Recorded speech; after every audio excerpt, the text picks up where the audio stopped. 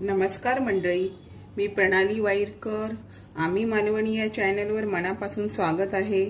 आज मी आपणास खुसखुशीत गोडीला उत्तम अशी शंकरपाळी बनवून दाखवणार आहे. चला तर पाहूया. हे बघा, आपल्याला खुसखुशीत अशा शंकरपाळी करण्यासाठी 1 किलो मैदा लागणार आहे. ह्या मापाने मी 3.25 पेले साखर घेतली. ते मी वाटून पिठी साखर बनवली.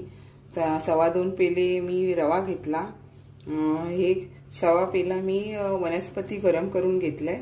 आपल्याला 2 चमचे वेलची पावडर आणि चवीनुसार मीठ लागणार आहे. हे सर्व मी ह्या मापाने घेतलेलं आहे. पाणी लागणार मळण्यासाठी आणि तळण्यासाठी तेल लागणार आहे. प्रथम आपण भांड्यामध्ये आता वनस्पती घेऊया.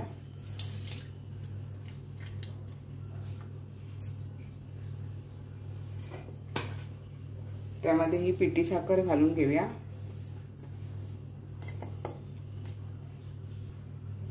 व्यवस्थित असं एकजीव करून घ्यायचं.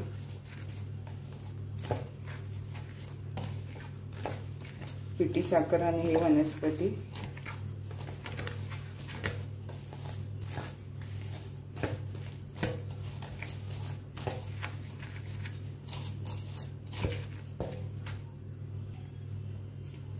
आपण यामध्ये थोडं पाणी घालून मेल्ट करून घेऊया.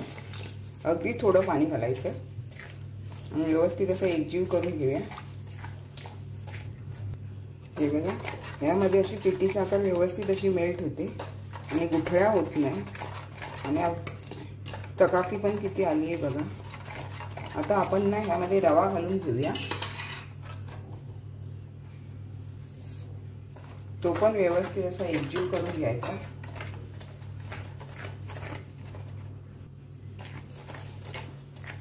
हे बघा, आता आपण वेलची पावडर घालूया. 2 चमचे घेतलेली ती एकत्र करून घेऊया. मीठ घालूया, ते एकत्र करून घेऊया. सर्व मिश्रण हे आपण व्यवस्थित ढवळून घ्यायचं अशा तऱ्हेने. हे बघा, व्यवस्थित आपलं हे मिश्रण हे असं केलं ना की गुठळ्या होत नाही. आपल्याला मळताना मग ते गुठळ्या राहतात ना, त्याचं पाणी घालून आणि हे असं व्यवस्थित मेल्ट केलं ना की गुठळ्या होत नाही. आता आपण मैदा घालून घेऊया. हा मी 1 किलो मैदा घेतलाय. हा मला संपूर्ण लागणार ह्याला. ह्या एवढ्या प्रमाणाला 1 किलो मैदा बरोबर होतं. गोडीला वगैरे व्यवस्थित असे गोड होतात. आपल्याला अजून गोड हवं झालं तर साखर थोडी वाढवू शकतो, पण ह्या प्रमाणामध्ये व्यवस्थित गोड आहे. आता आपण हे व्यवस्थित एकजीव करून घेऊया. हे बघा, सर्व मिश्रण आपण आता एकजीव करून घेतलंय आणि थोडं थोडं पाणी घालूनच पीठ मळायचं. एकदम पाणी जास्त घालायचं नाही. अशा तऱ्हेने थोडं थोडं मळायचं आणि एक एक गोळा असा ठेवून द्यायचा. अशा तऱ्हेने हे थोडं थोडं मी पीठ मळून घेते. हे बघा, आता आपलं इथे थोडं पाणी घातलं, इथे थोडंसं हे करून द्यायचं, परत थोडं घ्यायचं, पुन्हा थोडं पाणी घालून पुन्हा असं व्यवस्थित मळून घ्यायचं. सर्व चारी बाजूनी असं थोडं थोडं पाणी घालून सगळं व्यवस्थित मळून घ्यायचं. जास्त पाणी घातलं तर चिकचिकीत होईल ना. अशा प्रकारे मी आता हे मळून घेते थोडं थोडं पाणी घालून.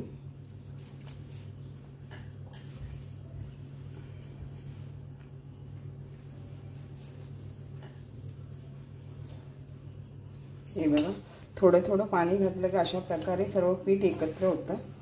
आता हे पीठ व्यवस्थित आपण असं मळून घ्यायचं.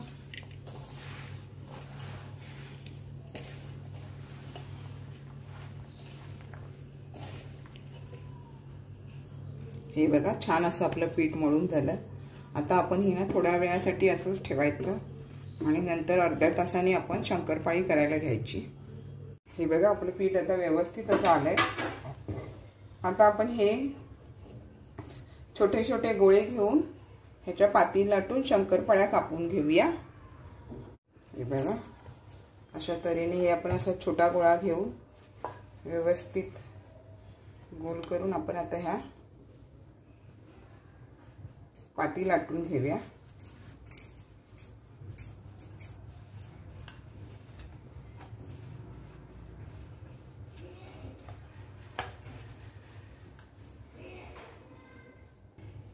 बघा असं थोडंसं जाडच लाटायचं।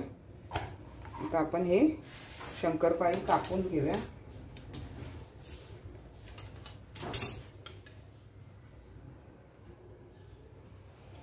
आपण सुरीने किंवा चिरण्याने कापू शकतो। आता मी हे सुरीचा वापर करते। अशी पट्टी ठेवून व्यवस्थित मला कापता जमतं।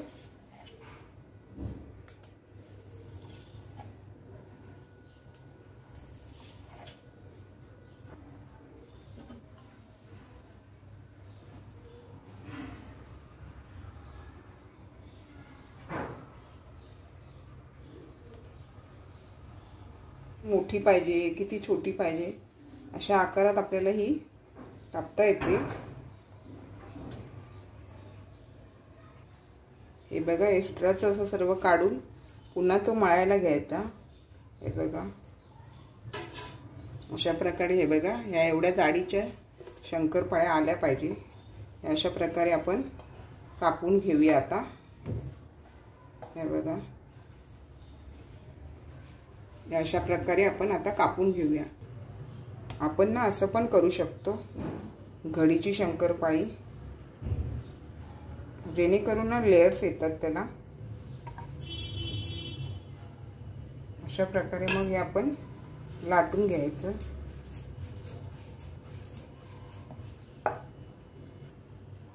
मग हे व्यवस्थित असं आपण चिरण्याचा पण वापर करू शकतो।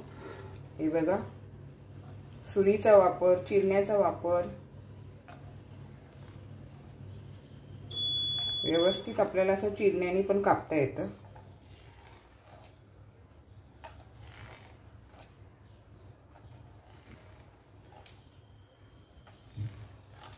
एक्स्ट्रा बाजू असेल ती अशी काढून ठेवायची।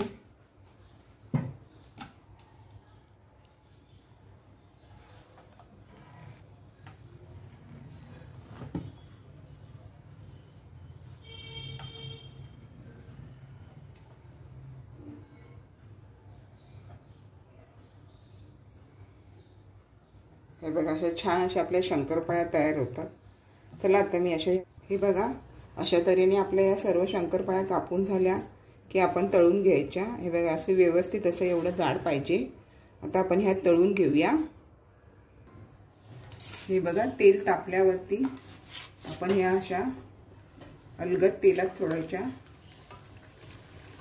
अशा प्रकारे मी हा काविलत्याचा वापर करते, जेणेकरून हातावर आपल्या तेल येणार नाही।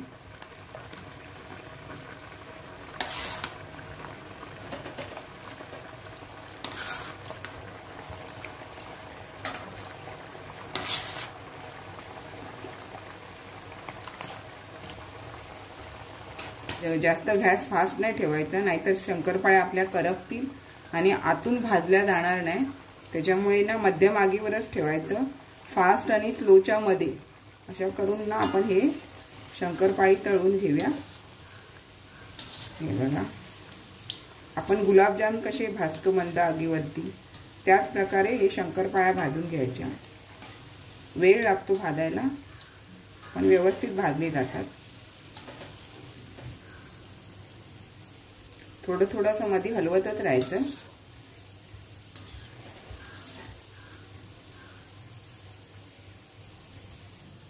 हे बघा अशा भाजत येतात, बराच वेळ लागतो मीडियम फ्लेमवर ठेवल्यामुळे।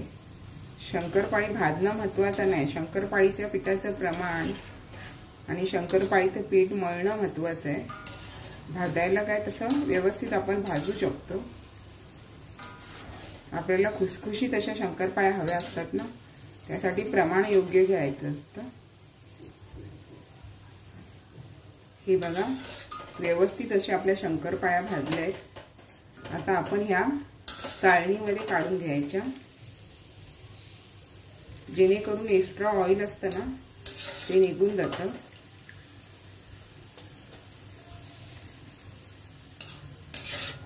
हे आपल्या अशा शंकर आपण अशा प्रकारे हे बाकीच्या पण शंकरपाळ्या तळून घेऊया।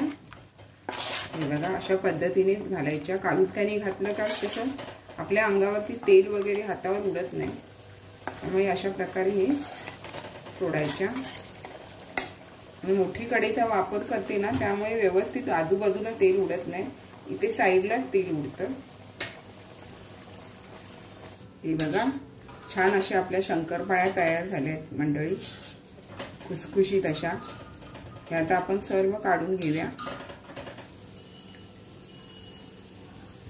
हे बघा, छान अशा आपल्या शंकरपाळ्या तयार झाल्या आहेत.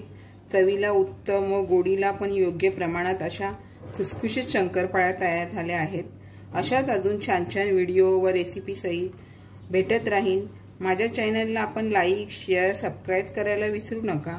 चला इथेच थांबते. मस्त खा, मस्त राहा.